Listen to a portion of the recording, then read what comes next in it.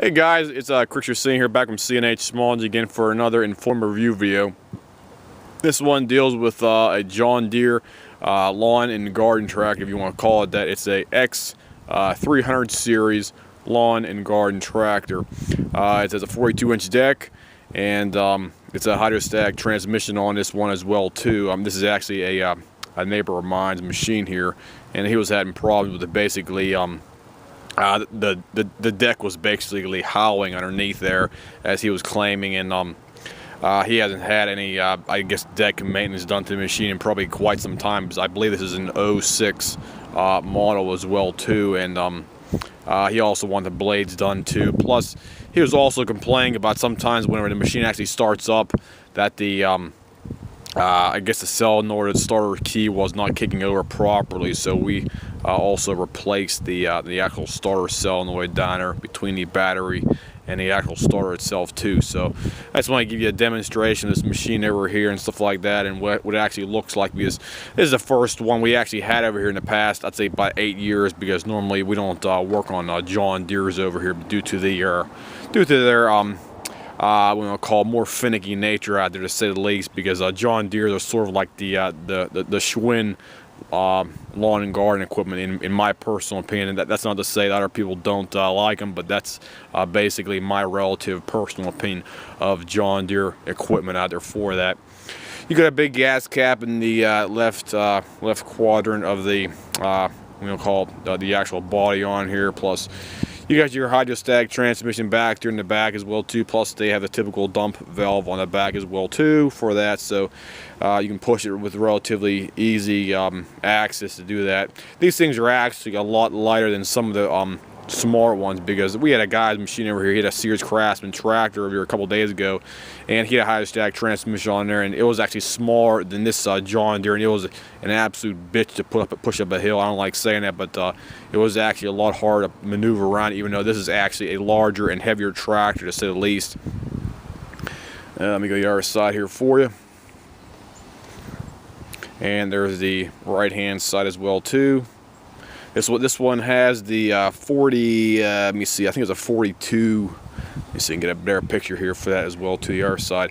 This has the, it's called the Edge Extra 42-inch cutting deck on there. I don't know why they call it the Extra, but that's basically what they specifically have on the left hand side of the deck right there. The Edge Extra cutting system, 42-inch cutting path. It basically has I think it's high lift blades on there, basically, as opposed to like a standard just like shooting at the side on there, because they normally have like 3 different types of blades you can buy on most machines out there. They have the regular side discharge, you have the mulching, and you also have the high lift basically for like rear bagger applications and stuff like that. So here's what it looks like in the front. Yeah, a good thing about some of these John Deere's is they're actually a little bit, they're built a bit better. You can see down in front down here where the actual frame, or I should say the actual control system is for your front tire, or I see their front steering assembly. Sorry about that. It's a lot beefier and thicker than most MTDs and some Sears out there as well too. So I definitely give them props for actually making a more beefy steering system on these machines like this. So that's one of the pros of getting a John Deere, if you can say that. Let me show you what the engine looks like underneath here as well too. There we go, get this thing up here. You got a they call it a John Deere I-Torque power system on these things. It's a high efficiency hemispheric cylinder head with V-valve technology, low vibration, exclusive hood design, channels cool air to extend engine life, enhanced throttle response. It's basically a 17 horsepower manufactured by Kawasaki. It's a V-twin engine, as you see here. I'll even show you what the code is on the side of the engine here as well too, so you can see that. So I can zoom in here for you guys. There we go, it looks better now. It's an FH491V AS04, made by Kawasaki, made in the United States of America as well too, so that's good to know. Let me see what else we can talk about on here for that. Got an oil filter on there, plus they also have a fuel filter on there too.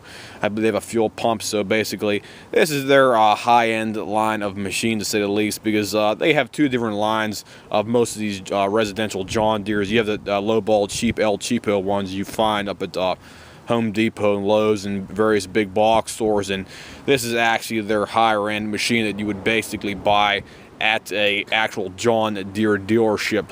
So be aware of that fact whenever you're out there looking for John Deere tractors. So the low ball ones will be at the big box stores, and the higher end ones will be sold exclusively at John Deere dealerships.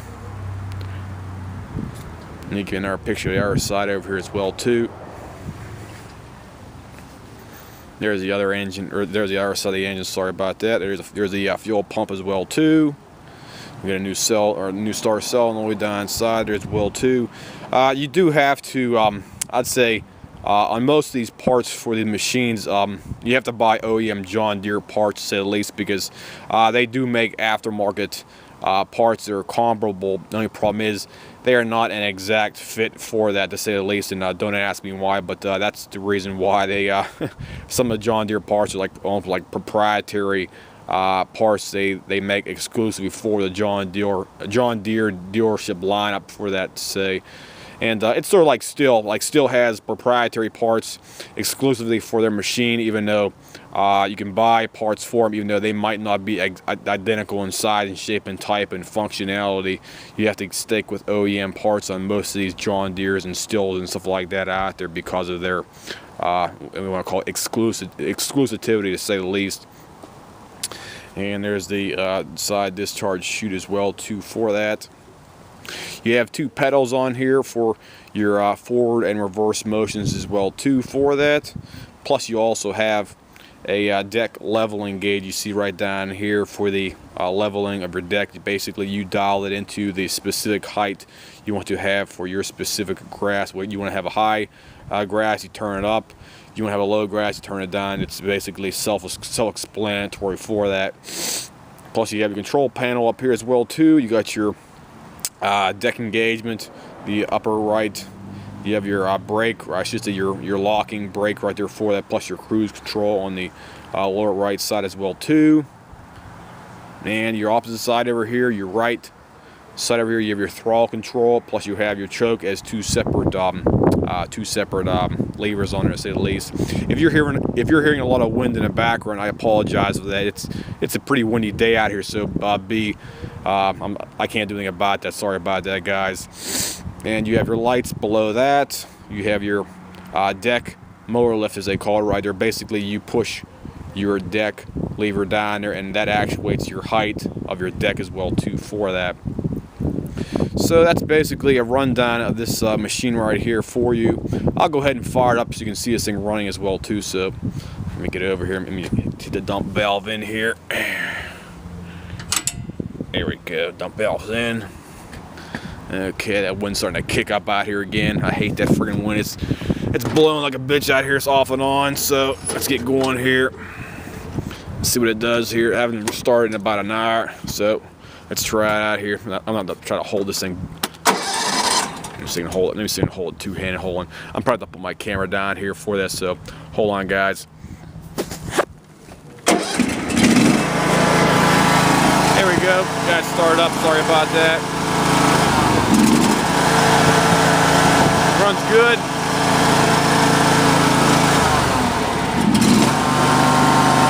I'll engage the blades down here as well too. Got your engagement right here for your PTO.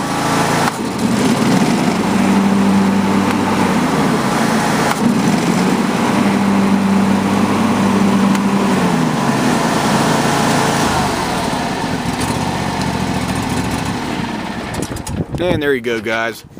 And there's your test start as well too. So starts up great.